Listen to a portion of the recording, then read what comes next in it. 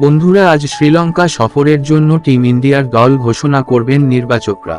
নির্বাচক কমিটির চেয়ারম্যান অজিত আগরকার এবং নতুন প্রধান কোচ গৌতম গম্ভীর একসঙ্গে দল নির্বাচন করবেন।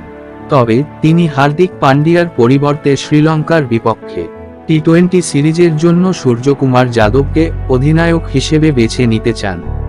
যিনি টি-20 বিশ্বকাপে ভারতের সহ অধিনায়ক হিসেবে কাজ করেছিলেন। এটার জন্য শক্তিশালী কারণ আছে বলে মনে হয়। আসুন জেনে নেওয়া যাক কেন গম্ভীর সূর্যকে অধিনায়ক হিসেবে পছন্দ করেন। রোহিত শর্মা সংক্ষিপ্ত ফরম্যাট থেকে অবসরের ঘোষণা দিয়েছেন। এখন টি-20-র জন্য একজন নতুন অধিনায়ককে বেছে নিতে হবে।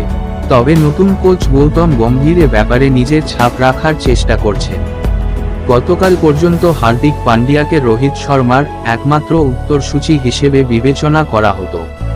পরে শুভমান গিল, জশপ্রীত বুমরাহ এবং সূর্যকুমার যাদবের মতো তারকা খেলোয়াড়দের নাম শোনা যায়। তবে টি-20 অধিনায়কত্বের দৌড়ে সবার থেকে এগিয়ে রয়েছেন সূর্যকুমার যাদব। অস্থায়ী ভিত্তিতে না হয়ে দীর্ঘ সময়ের জন্য সংক্ষিপ্ত ফরম্যাটে তিনি ভারতের অধিনায়কত্বের লাগাম নেবেন এমন সম্ভাবনা রয়েছে।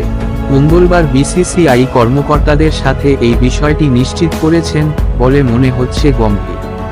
যদিও হার্দিক পান্ডিয়া ভালো প্রত্যাবর্তন করেছেন, তার ফিটনেস নিয়ে সংশয় রয়েছে।